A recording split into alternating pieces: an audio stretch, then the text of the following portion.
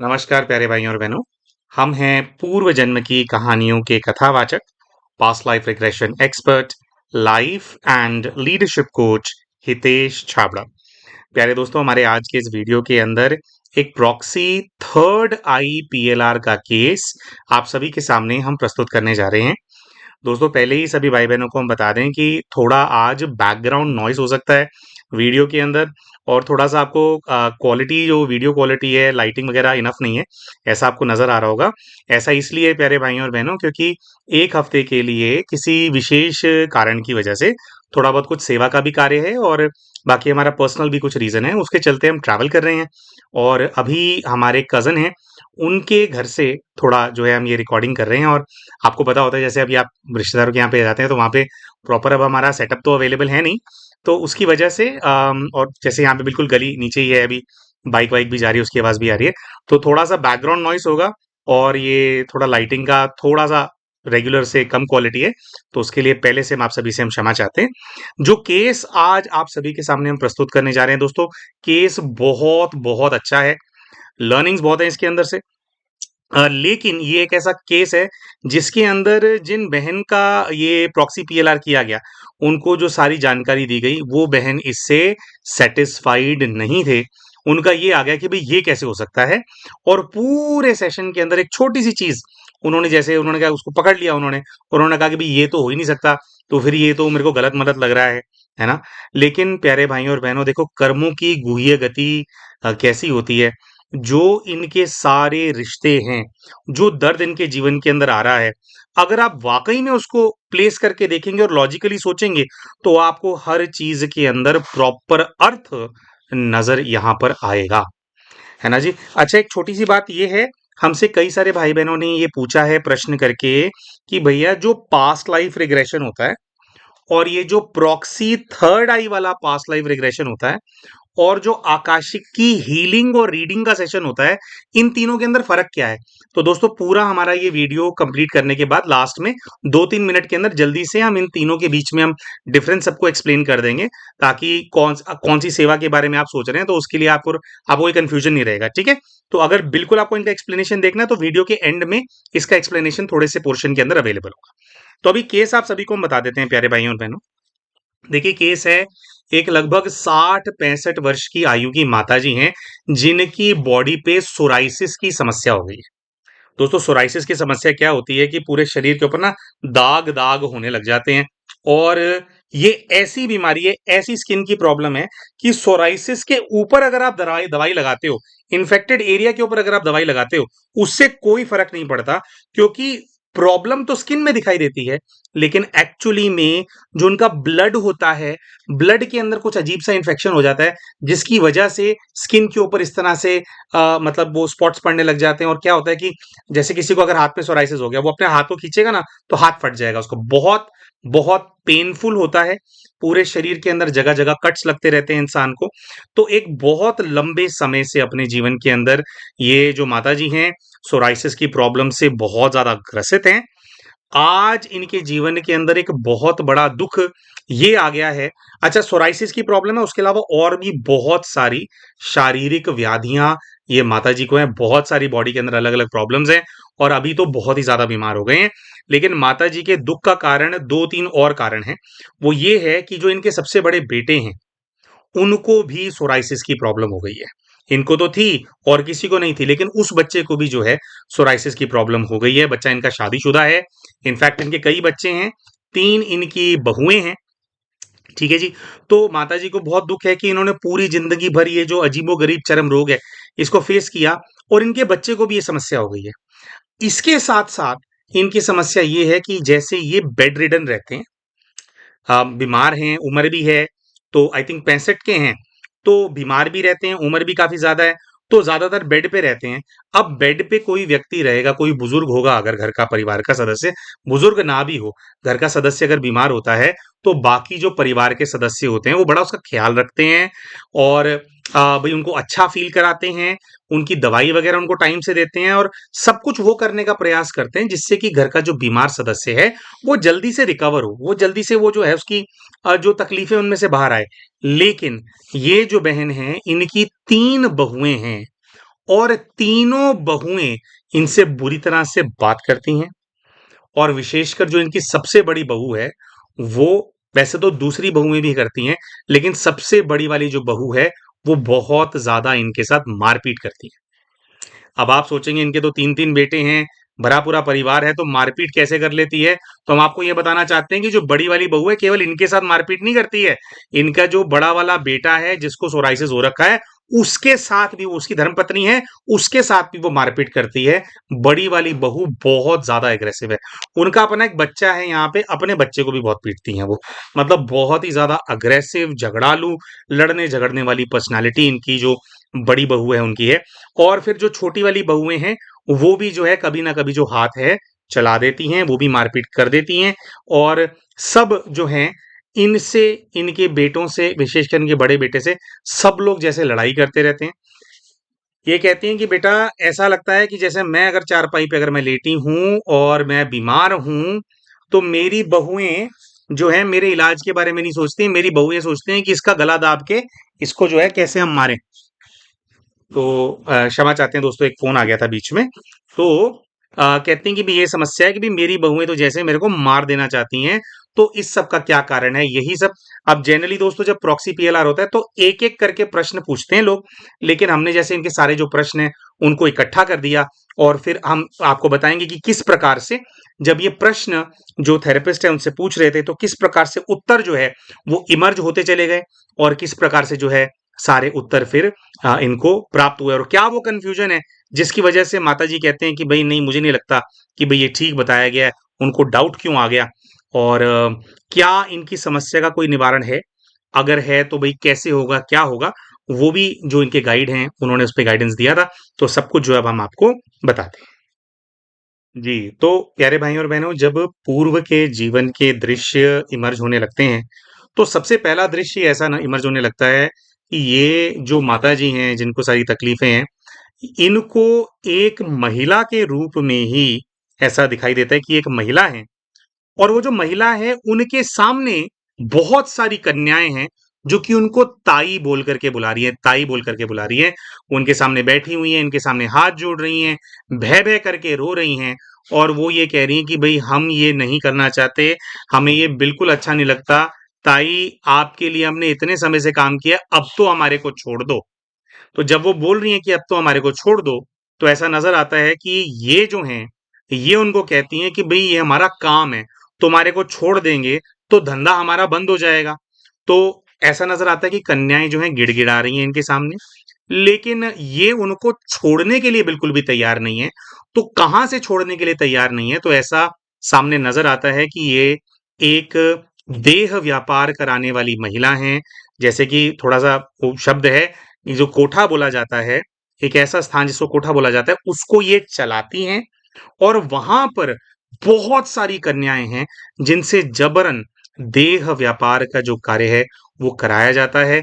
Majority जो कन्याएँ वहाँ पर हैं, वो अपने मन से नहीं करना चाहती हैं, वो उनको पसंद नहीं है। उनको कहीं-कहीं से पकड़ करके लाया गया है, लोगों ने उनको बेचा है इनके पास और इनका मतलब ये है कि ये बिल्कुल क्लियर है कि भई हमारा काम है, तुम इंसान नहीं हो, तुम हमारे लिए एसेट हो, एसेट। जैसे एक व्यक्ति है, उसके पास गधे होते हैं, बहुत सारे है ना, गधे होते हैं और अगर कोई गधा, जैसे वो माल लाद देते हैं गधों के ऊपर। अगर गधा जो है, जो जीव है, अगर वो नहीं लेकर के जा रहा है, आपने उसको ओवरलोड भी कर दिया, तो जो मालिक होता है कैसे पीटता है उसको, कि भई तेरे को इस काम के लिए रखा है तो तेरे को ढोना ही पड़ेगा, है ना? वैसे तो देखो, एनिमल्स के साथ भी ऐसा नहीं करना चाहिए ना, एनिमल्स के भी राइट्स होते हैं।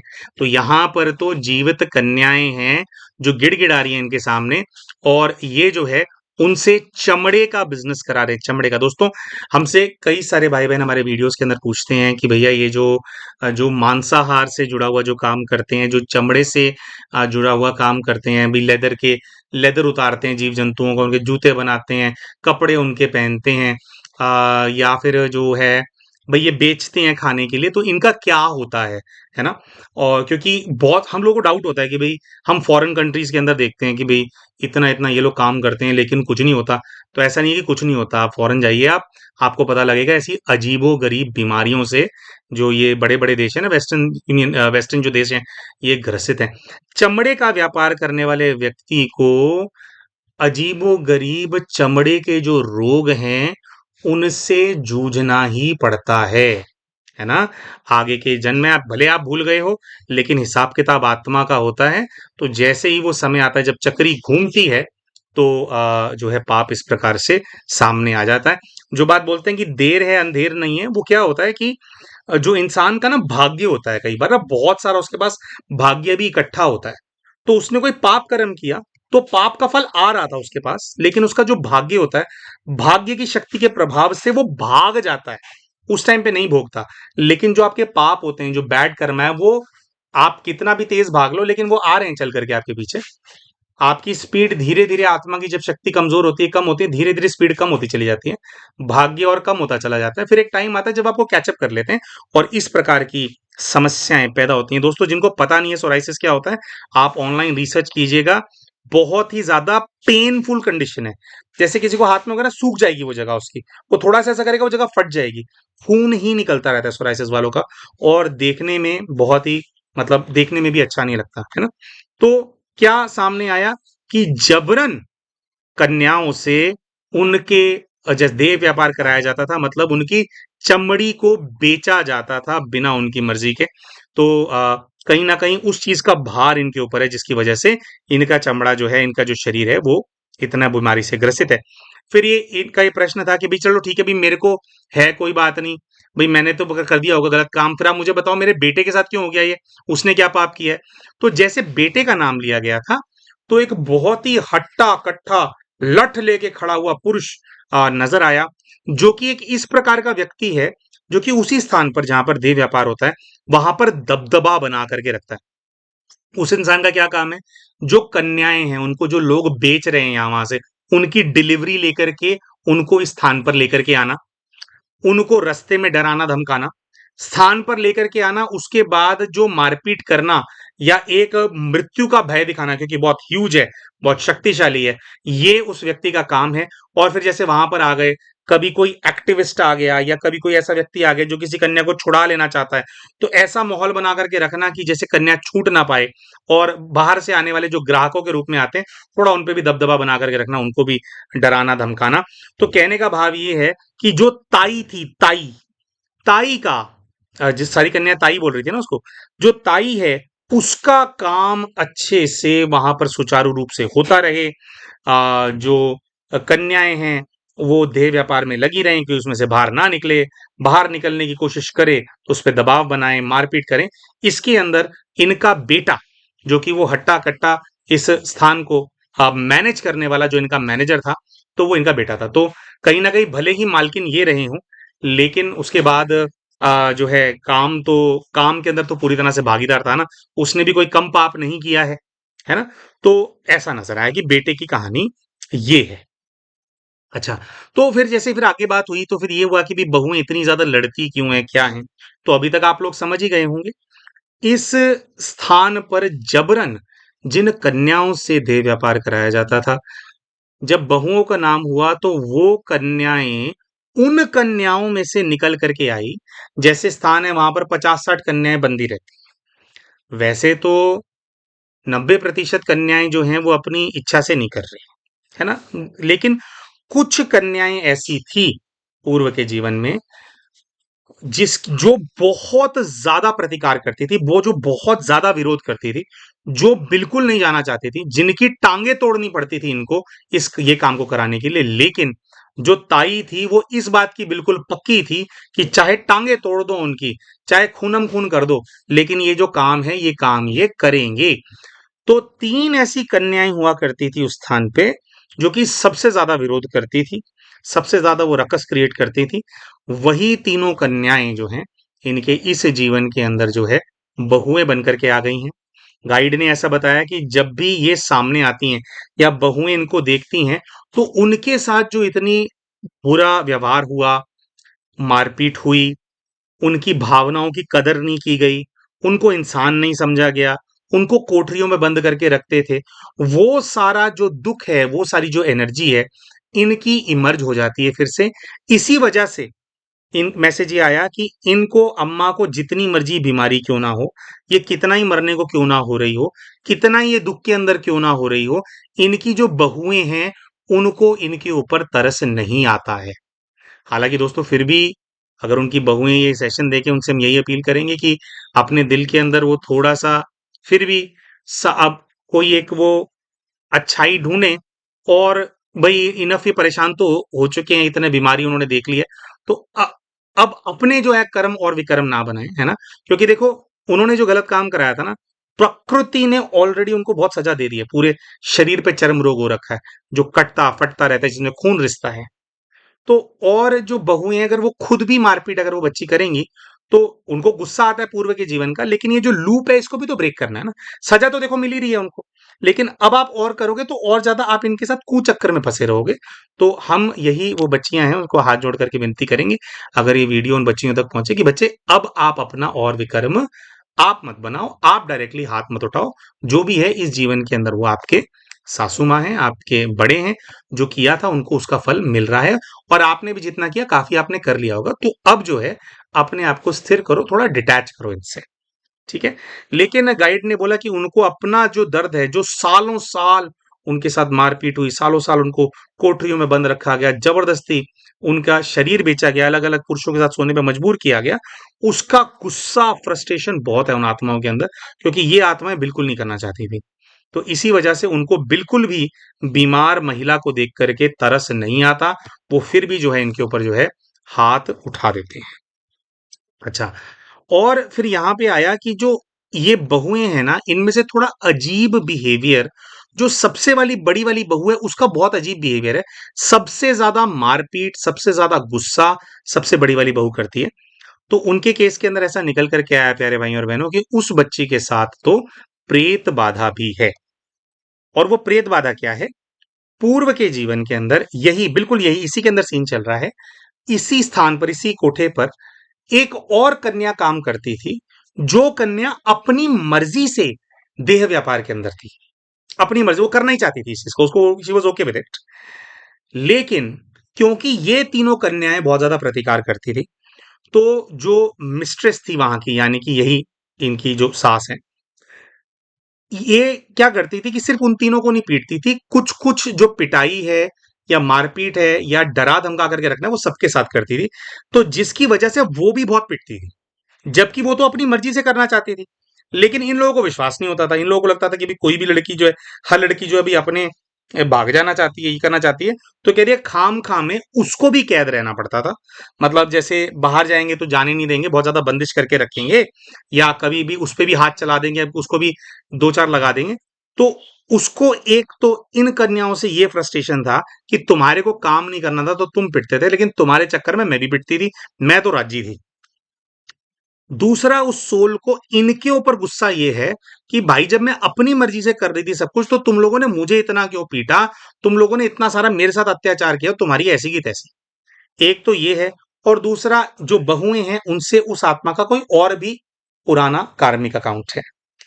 फिर प्रतिकार करने वाली आत्माएं जो हैं उनके अंदर से, जैसे जो बहू है, उनका जो एक बेटा है, वो भी एक कन्या थी वहां पे, इसी प्रकार का काम करने वाली। तो ये अब ये जो इवल सोल है, उसका दोनों के ऊपर गुस्सा है। इनके ऊपर गुस्सा है कि भाई तुम इतना ज्यादा ड्रामा करती थी, तुम्हारे चक्कर में पिटती थी। उस पे गुस्सा है कि तू मेरे को पीटती थी। और ये अपनी मर्जी से देह व्यापार करने वाली जो आत्मा है, ये हमेशा से मतलब एक अपने आप में एक बहुत नेगेटिव और थोड़ा दुष्ट स्वभाव वाली आत्मा थी, है ना। तो अब वो जो है इन लोगों के पीछे पड़ गई है। बड़ी बहू के ऊपर वो हर वक्त हावी रहती है, लेकिन कभी कभी छोटी बहुओं के ऊपर भी हावी हो जाती है, सब पे अपना प्रभाव बना करके रखती है, जिसकी वजह से वो घर के अंदर इतना ज्यादा कलेश करती हैं, और उनका चेहरा भी ऐसा थोड़ा डिमेंटेड सा दिखता है। तो ये तो हो गया कि भाई जो सारी जो कहानी है, कि भाई कि कौन क्या कैसे है। बाकी फिर जो है, एक ये चीज, हाँ जी, तो ये चीज फिर पूछी गई कि भाई आगे कैसे होगा, कैसे ठीक होगा, है ना इसका। हाँ, एक और चीज बताई गई, हमने अभी जस्ट अभी पढ़ा, वो सुन करके हमने नोट्स बना रखे ना, नोट्स पढ़ रहे थे। ऐसा था कि जो सबसे बड़ी बहू है, ये उनकी फर्स्ट मैरिज नहीं है, उनकी सेकंड मैरिज है। तो ये वाली जो इविल स्पिरिट है, किसी कारण से उनके साथ बचपन से है। उनकी फर्स्ट मैरिज कहीं और हुई थी, तो उस इविल स्पिरिट ने ऐसा प्रभाव पैदा किया जिससे कि इनकी फर्स्ट मैरिज टूट जाए। वहां पर इनके दो बच्चे थे, उनको भी छोड़ दिया बड़ी बहू ने। और जैसे खींच करके सिस्टम ऐसा बनाया कि यहां पर आकर के इन लोगों के साथ वो रही हैं, और फिर यहाँ पे क्योंकि इन सबसे हिसाब किताब पूरा उन्होंने करवाना था, इन सबसे बदला लेना था वो इविल स्पिरिट ने, तो विशेष वो इनको इस घर में लेकर के आई है, सास को और उसके पति को पीटने के लिए लाई है वो इविल स्पिरिट। ठीक है जी। तो ऐसा नहीं है कि सिर्फ इविल स्पिरिट करा रही है, इनका अपना भी बहुत बदला था जो इन लोगों ने इनके साथ लेना था, प्लस उस स्पिरिट को भी बदला लेना है, तो जिसके चलते जो पूरा जो जीवन है इनका वो जैसे तहस नहस हो रखा है। तो अब फिर जो स्पिरिट गाइड हैं उनसे बात की गई और जो पुण्य आत्मा है उनसे पूछा गया, क्योंकि स्पिरिट गाइड के माध्यम से ही सारे मैसेजेस आ रहे होते हैं, तो उन्होंने जो माता जी हैं उनको वैद्यनाथ जी का योग करने के लिए कहा कि मैं, जो वैद्यनाथ बाबा हैं वो सुप्रीम सर्जन हैं, इस पूरे विश्व में जो इलाज होता है, जो हीलिंग होती है, उसकी एनर्जी जो वैद्यनाथ जी हैं, जो ज्योतिर्लिंग है, उनसे प्रवाह होती है। तो बाबा ने कहा कि बच्ची इतनी ज्यादा बीमार है, अगर बैद्यनाथ जी पे ध्यान लगाएगी तो इसको रिलीफ इसकी बीमारियों में इसको मिलेगा। दूसरा, वो जो बच्ची है उसके लिए फिर महाकाल बाबा का ध्यान करने के लिए कहा कि बड़ी बहू को करना चाहिए, लेकिन दोनों में आंसर दे दिया गाइड ने, लेकिन गाइड ने ही बताया कि ये दोनों में से कोई भी कर नहीं पाएगी। जो जो ये सास है ना तो ये बैद्यनाथ जी का योग करेगी क्योंकि बीमार बहुत ज्यादा है, और उसके ऊपर जो इविल एंटिटी है वो बहुत ज्यादा स्ट्रांग है, तो वो इविल एंटिटी जो है इसको, जो इनकी ये क्या नाम है इनका, जो बहू है उसको छोड़ेगी नहीं। तो ये किया जा सकता है कि थोड़ा उसका प्रभाव कम करने के लिए महाकाल बाबा के मंदिर जाएं वो, और वहां पर ये बताया गया, एक तो जैसे आरती वगैरह होती है, तो लेकिन वहां पर विशेष से बताया गया कि उधर जो पूजा पाठ कराने वाले वहां के जो ब्राह्मण होते हैं, वहां पर इस समस्या के बारे में, बड़ी बहू के बारे में बताया जाए, तो वहां पर फिर वो कुछ पूजा वगैरह कराएंगे, जिससे बड़ी बहू के साथ जो आत्मा है वो मुक्त नहीं होगी, लेकिन उसका प्रभाव कुछ कम हो जाएगा, थोड़ा वो नॉर्मली फंक्शन कर पाएगी। लेकिन दोस्तों जब ये इनका सेशन खत्म हो जाता है, तो सेशन खत्म हो जाने के बाद जो है ये जब वो जैसे ट्रांस से बाहर आ जाती हैं जो थेरेपिस्ट हैं, तो माता जी ये बोलती हैं कि भैया आपने जो सब कुछ बोला ना मेरे को ठीक नहीं लग रहा है, ये कैसे हो सकता है। तो उन्होंने पूछा कैसे, क्या हो सकता है, क्यों नहीं हो सकता। तो उन्होंने बोला कि जो ताई शब्द है ना, ताई, ताई शब्द तो महाराष्ट्र में यूज होता है, और पास्ट लाइफ के दौरान जो है ऐसा सामने आया था कि उत्तर प्रदेश में बलिया के अंदर ये स्थान चलता था जहां पर देह व्यापार होता था।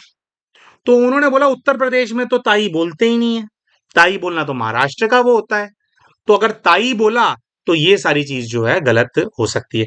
देखिए हम यहाँ पर दो तीन पॉसिबिलिटीज लेकर के चल रहे हैं। ये एक तो पॉसिबिलिटी ये है कि भाई भाई ताई वहां पर नहीं चलता, लेकिन पुराने जमाने में ऐसा होता था ना कि लोग स्थानांतरण कर लेते थे। हो सकता है कि जो ये महिला ये सब काम करवाती हूँ तो ये महाराष्ट्र की रहने वाली हूँ, लेकिन उत्तर प्रदेश शिफ्ट हो गई हो। पहले स्थानांतरण नहीं होता था क्या? तो ऐसा हो सकता है कि भई अपना वही वाला कल्चर वहाँ पे चलाती हो। ठीक है जी। और इस प्रकार के लोग जो देह व्यापार वगैरह कराते हैं, ये अपनी कम्युनिटी में थोड़ी रहते हैं, अपनी कम्युनिटी में गालियाँ पड़ती हैं, तो कहीं-कहीं और शिफ्ट हो जाते हैं। तो एक तो पॉसिबिलिटी यही है। दूसरी पॉसिबिलिटी ये है कि वो अगर वो ताई उनको बोल रही हैं, तो may be it's not from the stand point, ताई बड़ी बहन होती है महाराष्ट्र में ना, जहाँ तक हमारे को पता है। हो सकता है कोई और मतलब होता हो यूपी के अंदर, है ना? भई उसके हिसाब से बोलते हो। तो केवल इसलिए कि एक शब्द ताई आ गया और उत्तर प्रदेश में ताई नहीं बोलते महिला को, उसकी वजह से ये पूरा जो प्रकरण जो सामने आया वो गलत नहीं हो जाता। खैर देखिए कोई भी व्यक्ति होता है उसको जबरदस्ती तो कोई चीज नहीं मनाई जा सकती, लेकिन यहाँ पर भी आप देखेंगे जब इस प्रकार के, देखो कितना ज्यादा जो माता जी हैं वो दुख के अंदर हैं और इससे ग्रसित हैं, लेकिन क्या होता है प्यारे भाई और बहनों, हम हाथ जोड़ करके क्षमा भी चाहते हैं बात बोलने के लिए। क्या होता है दोस्तों, जो इस प्रकार का कार्य कराने वाली आत्मा होती है ना, थोड़ा ऐसे निचले स्तर की आत्माएं होती है ना, जो ऐसी चीजों में ढकेलते हैं दूसरों को, कहीं ना कहीं ऐसा होता है उनके ना पाप का भार ऐसा होता है उनके ऊपर कि जब निवारण उनके सामने आता है ना, वो निवारण को एक्सेप्ट नहीं करते हैं। उनको लगता है कि नहीं नहीं ऐसे ही होगा।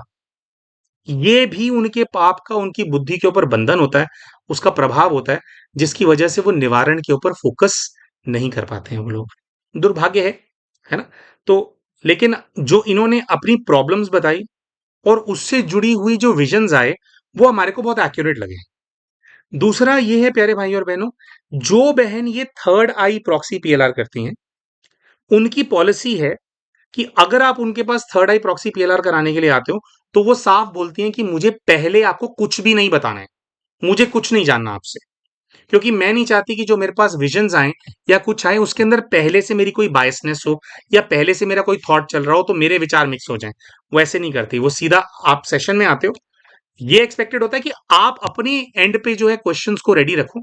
तो आप आते हो तो वो क्या करती हो, पहले वो ध्यान में जाती है, कनेक्शन पूरा उनका बन जाता है गाइड के साथ। उसके बाद वो बोलते हैं कि अब आप पूछो। तो जो आप बोलते हो उसी टाइम पे दृश्य इमर्ज होने लग जाते हैं, उसी टाइम पे पूर्व के जीवन सामने आता है। तो हमारे को ये जो बहन है, बहुत हमारे को क्लियर लगता है इनका कि अपनी कॉन्शियस क्लियर रख करके करती हैं। देखिए कोई विजन वगैरह आता है ना, कोई भी चीज 100% एक्यूरेट नहीं होती, मिक्सिंग हो सकती है उसके अंदर, ऐसी कोई वो बात नहीं है। लेकिन जो बहन का प्रोसीजर है, हम क्या प्रयास कर सकते हैं एज थेरेपिस्ट कि ज्यादा से ज्यादा एक्यूरेट निकालने के लिए जो स्टेप्स हम हमारे को फॉलो करने चाहिए या जैसे हमारे को क्लियर रखना चाहिए, वो एफर्ट हम डाल सकते हैं। और हमें ऐसा दिखता है कि ये वाली जो हमारी बहन है, जो थर्ड आई पीएलआर करती हैं, वो ये सारे स्टेप्स जो हैं अच्छे से फॉलो करती हैं भाई, जिससे जो है इंफॉर्मेशन ज्यादा से ज्यादा एक्यूरेट निकल करके आए। तो दोस्तों ये है, तो कथा है, जो कहानी सामने आई ये बिल्कुल क्लियरली हमारे को दिखाती है कि जो है हमारे जो कर्म होते हैं, जो विकर्म होते हैं ना, हमारा पीछा नहीं करते, वो हमारे को पकड़ ही लेते हैं। तो दूसरों को मिसयूज करना, दूसरों के, या चलो चमड़े का काम हम करते हैं, कई सारे लोग ऐसे भी होते हैं कि उनको अपने बिजनेस चलाने होते हैं, तो उनका एटीट्यूड यही होता है कि जो भी उनके लिए काम करे उसका खून चूस लो, है ना। तो उस टाइम पे तो खून चूसना हमारे को ठीक लगता है, हमारे को लगता है कि हम अमीर हो गए, हमारे पास आ गया। लेकिन जब चुकाना पड़ता है ना, तो चुकाना ना बहुत भारी पड़ता है। और चुकाते टाइम ना फिर हमारे को विश्वास भी नहीं होता कि हम किस चीज को चुका रहे हैं। विश्वास नहीं कर पा रहे हैं ना, विश्वास कि ऐसे कैसे हो सकता है, कितनी बड़ी बात आ गई सामने, फिर विश्वास नहीं होता हमारे को। तो इसीलिए चलो, इनको विश्वास हो या ना हो वो एक अलग बात है। लेकिन हमारे जितने भी प्यारे भाई बहन, हमारे जो दर्शक हैं, हम ऐसा समझते हैं कि आप अगर हमारे ये वीडियोस देखते हैं, कर्मों की गुह्य गति को आप अच्छे से समझना चाहते हैं, तो ये एफर्ट आप इसीलिए डाल रहे हैं कि भाई जो फेस करके आ रहे हैं हमारी लाइफ के अंदर, या हमने अभी तक किया, जो हुआ वो हुआ, लेकिन आगे तो, क्योंकि जो हमने कर्म पीछे किए उससे आज का हमारा भाग्य बना, हमारा प्रारब्ध बना। लेकिन आज जो हम कर रहे हैं, कम से कम ऐसा हम कुछ करें जिससे हम, अपना घर चले, सब कुछ हो, लेकिन चार लोगों का कल्याण हो, किसी का बुरा ना हो। हमें काम करना है, लेकिन काम के जो इंटेंशन है वो ऐसी ही रखनी है, वो ऐसी दिशा में रखनी है कि हमारा भला हो रहा है, दूसरों का भी भला होता चला जाए, भला होता चला जाए। और इसके लिए जो भी हमारा काम धंधा होता है, बिजनेस होता है, हमेशा हम प्रयास करें कि उसमें कुछ हम ऐसा जरूर ऐड करें जिससे कि जो दूसरे जो हमारे ग्राहक हैं, जो लोग हमारे संबंध संपर्क में आते हैं, उनकी कुछ उन्नति हो, कुछ प्रगति हो। थोड़ा परमात्मा के किसी कार्य से कहीं न कहीं जोड़ दो अपने काम को, जिससे कि सामने वाला जो व्यक्ति है उनकी जो है आध्यात्मिक उनकी ग्रोथ हो, है ना? दूसरों को फ़ायदा, उनका कल्याण हो, या कुछ अपना जो धन है, एक तो काम अच्छा करेंगे और दूसरा हम ये संकल्प लेंगे कि उसको हम सेवा के अंदर, उससे कमाए हुए धन को एक अच्छा पोर्शन जो है हम ज़रूर हम सफल करें। तो जितना ज़्यादा हम सेवा में सफल करते चले जाते हैं, वैसे भी उतनी ज़्यादा वृद्धि होती चली जाती है। आज नहीं तो कल कई गुना होकर के जो है वो मिलता ही मिलता है। एक उदाहरण यहाँ देख लो, जहाँ दूसरों से उनके चमड़े का व्यापार कराया गया, तो अगला जीवन पूरा चमड़ा जो है शरीर का कैसे कैसी हालत में रहा। और एक वो लोग होते हैं जो अपना धन ना हॉस्पिटल बनाने में लगाते हैं, चैरिटेबल हॉस्पिटल में कंट्रीब्यूट करते हैं। इस तरह से करते हैं कि भई, कि उनका धन इस चीज़ के अंदर लगे कि जो लोग अपनी हेल्थ को अफ़ोर्ड नहीं कर सकते, हेल्दी रहना अफ़ोर्ड नहीं कर सकते, उनका कल्याण हो। ऐसी चीज़ों के अंदर जो लोग पैसा लगाते हैं, चलो हर कोई सक्षम नहीं होता कि पूरा हॉस्पिटल बना दे, लेकिन हम ऐसा समझते हैं कि जो चैरिटेबल हॉस्पिटल होते हैं, जहाँ पे इलाज होता है, कई ऐसे स्थान भी होते हैं, जहाँ पे पशुओं का इलाज होता है, वहाँ पर जो है, जो हम धन लगाएँ, या जो बच्चा ऐसे स्थान पर धन लगाता है, उनके जो अगले जीवन होते हैं ना, जैसे यहाँ पर चमड़े का काम कर रहा है तो चमड़ा बीमार है, लेकिन जो दूसरों के स्वास्थ्य के लिए, जीव जंतुओं के स्वास्थ्य के लिए, मनुष्यों के स्वास्थ्य के लिए धन खर्चता है, उसको अगले जीवन के अंदर स्वस्थ जो स्वास्थ्य होता है ना, उनका जो स्वास्थ्य होता है, उसका वरदान मिलता है, बीमार नहीं पड़ते, इम्यूनिटी बड़ी स्ट्रांग मिलती है उनको, शरीर बड़ा अच्छा मिलता है अगले जीवन के अंदर, है ना। बीमारियों से कोसों कोसों, कितने लोग होते हैं ना, बुखार भी नहीं आता उनको। ये क्यों? वो आत्माएं होती हैं ये, जो हेल्थ के अंदर दूसरी आत्माओं के लिए बहुत कंट्रीब्यूशन करके आई है ना? तो हमें सब कुछ करना है हमारे जीवन के अंदर, परिवार को देखना है, काम-धंधा करना है, सब कुछ करना है, लेकिन ऐसा काम करना है जो कि अगर किसी की सेवा ना करता हो, किसी का फ़ायदा ना करता हो, तो कम से कम किसी का पर्पसली नुकसान करने वाला काम ना हो, दूसरों के लिए डेट्रिमेंटल ना हो, है ना? कुछ ऐसा हो कि दूसरों का कल्याण हो, कुछ ना कुछ सेवा होती रहे, भोलेनाथ की भी जो है सेवा होती रहे। ठीक है जी? तो इसी मैसेज के साथ देखो पास्ट ये स्टोरी तो यहाँ पे संपन्न हो जाती है। बाकी जल्दी से बता देते हैं। 3 चीज़ें होती हैं ये वाली ना, past life regression, proxy third eye PLR और आकाशिक रीडिंग और हीलिंग। पास्ट लाइफ रिग्रेशन के अंदर 3 से 4 घंटे लगते हैं और पास्ट लाइफ रिग्रेशन के अंदर मान लीजिए आप अपना पूर्व का जीवन जानना चाहते हैं, तो आप हमारी टीम को संपर्क करेंगे। हमारे टीम का व्यक्ति 3-4 घंटे आपके साथ रहेगा, आपको गहरा ध्यान कराएगा, आप ट्रांस में चले जाएंगे, आपको अपना पास्ट लाइफ दिखेगा और आप बताओगे मुझे ये दिख रहा है, मुझे वो दिख रहा है। इस प्रकार से होता है। ठीक है? पूरा ध्यान कराने में, समझने में आपका केस, इसमें 3-4 घंटे लग जाते हैं। 3 घंटे तो लगते ही हैं। फिर होता है प्रॉक्सी थर्ड आईपीएलआर। जो लोग खुद ध्यान जो जैसे आपका ध्यान कराए लेकिन आपका ध्यान लगता ही नहीं, आपके विचार बहुत ज्यादा चलते हैं, है ना? ऐसे केस के अंदर ऐसे भाई बहन थर्ड आईपीएलआर करवाते हैं, जिसके अंदर आप ध्यान में नहीं जाते हो। आपका सेशन करने वाला जो हीलर है, उसके पास ऐसी सिद्धि होती है, ऐसा बल होता है कि आपके स्पिरिट गाइड से वो कनेक्ट कर लेता है और फिर वो आपसे कहता है कि आप प्रश्न पूछिए और उनको दृश्य मर्ज होते हैं। ये जो प्रोसीजर है, इसमें 3-4 घंटे नहीं लगते, ये सिर्फ 30 से 40 मिनट का प्रोसीजर होता है बस, जिसमें 5 से 10 मिनट उनको कनेक्शन बनाने में लगता है। फिर बाकी के 30 मिनट में आप प्रश्न पूछते हो, उनको दृश्य मर्ज होते हैं, आपको उत्तर देते जाते हैं, देते जाते हैं, देते जाते हैं। आप जो जो पूछते जाएंगे, जो आपको गाइडेंस भी चाहिए गाइड से, तो वो भी उसके माध्यम से आती है और वो आपको बताते रहते हैं। ठीक है? तो पास्ट लाइफ रिग्रेशन में जिसमें आप पूर्व जीवन देखते हो, उसमें 3 घंटे लगते हैं।